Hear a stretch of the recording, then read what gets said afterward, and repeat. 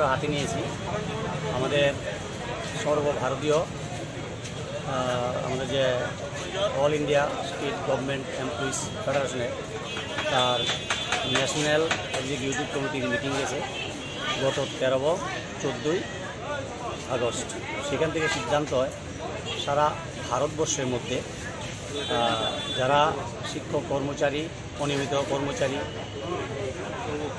যে সমস্ত দাবিগুলো আছে, যেভাবে কেন্দ্রীয় সরকার দাবিগুলো সম্পর্কে অনীহা প্রকাশ করছে, আমাদের এনপিএস এবং শিক্ষা বিল 2020 এই দুইটা জ্বলন্ত সমস্যা আমাদের সামনে।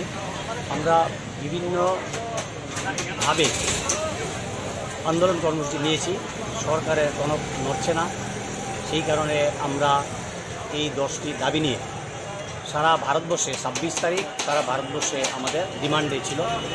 ত্রিপুরা রাজ্যে আমরা সেই ডিমান্ডটা আমরা বলেছি সানডে থেকে করব, সেটা আমরা আজকে সানডে রবিবার আমরা সেই ডিমান্ডটা পালন করছি। গণধনার মাধ্যমে আমরা জানান দিতে চাই ভারত সরকারকে যে আমাদের যে সমস্যাবলী আছে এই সমস্যাগুলোর সমাধানের একটা ভূমিকা নেওয়ার জন্য। পাশাপাশি ত্রিপুরা রাজ্যে আমাদের কতগুলো সমস্যা আছে, যে দেখা যাবে কেন্দ্রীয় সমস্যা এবং রাজ্য সমস্যা একই আছে। এছাড়াও কতগুলো রাজ্য সরকারের কাছে আমাদের কতগুলো সমস্যা নিয়ে আমাদের দাবি রাখা হয়েছে। সেই দাবিগুলো আজকে এখানে স্লোগানে, গানে এবং বক্তৃতা আমরা তুলে ধরব এবং সরকারের কাছে আমরা দাবি রাখবো অনতি বিলম্বে আমাদের ডিএ সমস্যা আছে, নিউ পেনশন যে স্কিমটা, সেই স্কিমটা এখানে চালু করা হয়েছে। শিক্ষা বিল 2020, বিদ্যাজ্যোতি আপনারা দেখেছেন বিদ্যাজ্যোতির অবস্থাটা কি দাঁড়িয়েছে। এখানে অনিয়মিত কর্মচারীরা নিয়মিত হওয়ার কথা ছিল, কিন্তু বামপন্থী সরকারের এখানে সিদ্ধান্ত ছিল 10 বছর অতিক্রান্ত হওয়ার পরেই তাদেরকে নিয়মিত করা হবে। সরকার 2018 সালের অক্টোবর মাসে সেই যে আইনটা ছিল, সিদ্ধান্তটা ছিল, সেটাকে বাতিল করে দেয়। তা আমরা তো এটা বসে থাকতে পারি না। এছাড়া ত্রিপুরা রাজ্যে যেভাবে চারিদিকে সকালবেলা পত্রিকাগুলো খুললে আমরা দেখতে পারি নারী নির্যাতন, নারী অপহরণ, এই ঘটনাগুলো ঘটে চলছে। নেশার সাগরে ত্রিপুরা ভাসছে। আগামী দিনের যারা প্রজন্ম যুবক তারা এইভাবে নেশাগ্রস্ত হচ্ছে যে ত্রিপুরাকে তারা অন্য পথে পরিচালিত করছে। আমরা দেখছি যে সেখানে একটা অংশ জাতীয়তাবাদী স্লোগান দিয়ে ত্রিপুরা রাজ্যে আবার নতুন করে অরাজকতা সৃষ্টির চেষ্টা করছে। আমরা শিক্ষক কর্মচারী হিসেবে আমরা বসে থাকতে পারি না, তাই আমরা লড়াইয়ের ময়দানে ছিলাম। ত্রিপুরা কর্মচারী সমন্বয় কমিটি এসবি রোডের 1945 সাল থেকে তার ঐতিহ্য আছে। ত্রিপুরা রাজ্যের গণ আন্দোলনের যে লড়াকু আন্দোলনের যে ত্রিপুরায় যে দাবানল জ্বলেছিল তার মূলে কিন্তু ত্রিপুরা কর্মচারী সমন্বয় কমিটি এসবি রোড। আমরা বসে থাকতে পারি না, ঐতিহ্যবাহী সংগঠন। তাই আমরা আগামী দিন তীব্র লড়াইয়ের যে ভূমিকা নেব তারই আজকে একটা মহড়া দিতে যাচ্ছি। কিন্তু আপনার পরিচয়টা? রঞ্জিত রুদ্রপাল, চেয়ারম্যান টিএসবি।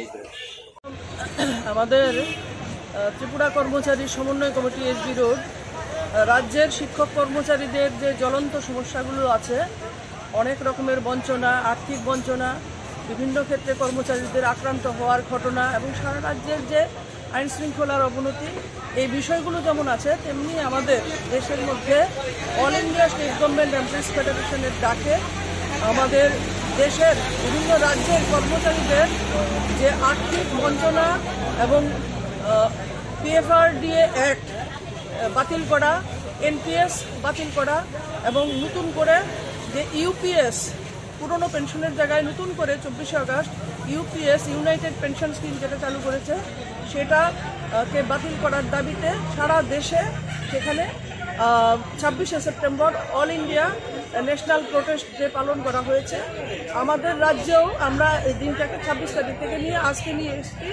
আমাদের একটাই দাবি যে পুরনো পেনশন প্রথা, যেটা সরকারি কর্মচারীরা সারা জীবন চাকরি করার পর যে নিশ্চিত একটা পেনশনের ব্যবস্থা ছিল, ফ্যামিলি পেনশনের ব্যবস্থা ছিল, সেটা যে এখন খর্ব করা হয়েছে তার বিরুদ্ধে সারা দেশের শিক্ষক কর্মচারী সমাজ তারা লড়াই করছেন। আমরা দেখেছি লোকসভা নির্বাচনের আগে যে বেশ কয়েকটা রাজ্য পুরনো পেনশন প্রথায় ফেরত গেছেন এবং দেশের যে বর্তমান শাসক গোষ্ঠী তার বিরুদ্ধে জেহাদ ঘোষণা করেছেন। ফলত লোকসভা নির্বাচনে তারপরে তারা 24শে আগস্ট এই ইউনাইটেড পেনশন স্কিম তারা নিতে বাধ্য হয়েছেন, কিন্তু এটাও কিন্তু ওল্ড পেনশন স্কিমের বিকল্প কোনোভাবেই হতে পারে না।